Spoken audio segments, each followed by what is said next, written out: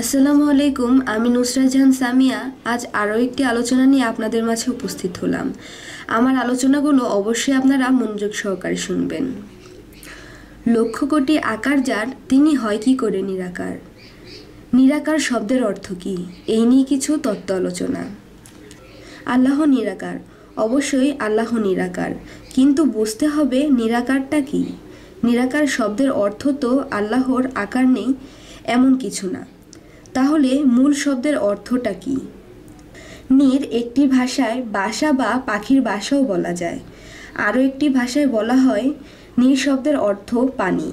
এখন কোন নীরের আকারের কথা বলা হয়েছে? যেমন আল্লাহ পাক হজরত মুসা নবীকে বললেন, পানিকে জ্ঞানের সাথে তুলনা করা হয়েছে। মহাজ্ঞানী তো আল্লাহর ওপর আর কেউই নেই, আর কিছুই নেই। তাহলে পানির রং কী? অথবা পানি দেখতে কেমন, কি তাহার রূপসুরত? পানির রং কি বলবো, কালো, সাদা, সবুজ? আসলে এইসব কোনোটাই না। তাহলে কোন রকম? পানির নিজের কোনো রং অথবা সুরত নেই। যদি এই পানিটাকে কোনো লাল পাত্রে রাখা হয় তাহলে পানিটা লাল রং ধারণ করবে। যদি কোনো কালো ভাণ্ডে রাখা হয় পানিটা কালো রং ধারণ করবে।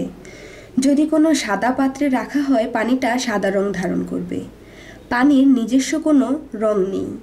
পানির পাত্রটি যদি পুতুলের মতো বানানো হয় তাহলে পানিটি পুতুলের রংস্রোত দেখা যাবে।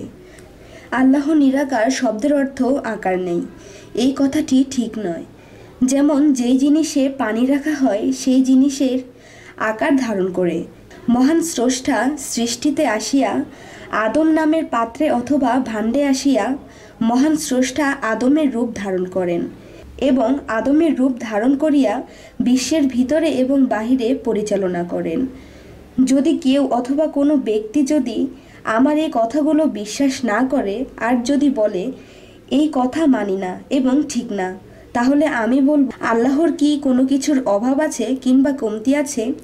যদি কেউ বলে যে আল্লাহর অভাব আছে, আমি তাকে সাথে সাথেই কাফের বলবো। অর্থাৎ আল্লাহ এক, দ্বিতীয় নাই এবং স্বয়ংসম্পূর্ণ। সামাদ শব্দের অর্থ স্বয়ংসম্পূর্ণ। তাহলে যদি কেউ বলে আল্লাহর কোনো আকার নেই, তাহলে আল্লাহর আকারের অভাব আছে। আল্লাহকে যিনি অভাবগ্রস্ত বানাইল তিনি অবশ্যই জাহান্নামী। তাহলে আল্লাহর কোনো কিছুরই অভাব নাই। আল্লাহ সমস্ত কিছুর আকার সৃষ্টি করিয়াছেন এবং সমস্ত কিছুর মধ্যেই আছেন, কিন্তু আদম সুরত আল্লাহ পাকের নির্ধারিত আছে। সমস্ত সৃষ্টি করার আগে স্রষ্টা আদম সুরতেই ছিলেন, সৃষ্টির পরেও আদম সুরতেই আছেন এবং শেষেও আদম সুরতেই থাকবেন। আল্লাহর যে আকার আছে কোরআনে অনেক জায়গায় তা প্রমাণ দিয়েছেন। যেমন রোজাদারের পুরস্কার আল্লাহ তাআলা নিজ হাতে দিবেন। কোরআনে নবীজি কাফেরদের মাঝে ধুলাবালি নিক্ষেপ করেছিলেন। কাফেররা পঙ্গু, অন্ধ, বধির হয়ে গিয়েছিল। আল্লাহ জানাইলেন, হে মুহাম্মদ, এই ধুলাবালি তুমি নিক্ষেপ করো নাই, করেছি আমি আল্লাহ নিজেই। তাহলে আল্লাহ সেই নীরের মতো নবীজির আকারে আসিয়া একাকারে বিলীন হয়ে গিয়েছিলেন। নবীজি জিকিরে যেই দিন দাঁড়াইয়া গিয়েছিলেন সেই দিন জামা অথবা জুব্বার ৬৯টি ছিদ্র হয়ে গিয়েছিল। নবীজি শরীরে একটুও কাটেনি। সেই দিন আল্লাহ একাকারে বিলীন হয়ে গিয়েছিলেন। তাহলে আল্লাহর সুরত আদম, আদম সুরতে নবী, নবী যে পাবি সেই আল্লাহর দেশে যাবি। তো এই বলেই রাখছি, সকলেই ভালো থাকবেন এবং আমাদের চ্যানেলটি অবশ্যই সাবস্ক্রাইব করবেন এবং আমাদের ভিডিওগুলো যদি আপনাদের ভালো লাগে কমেন্ট বক্সে অবশ্যই জানিয়ে যাবেন। এই বলেই রাখছি, আল্লাহ হাফেজ।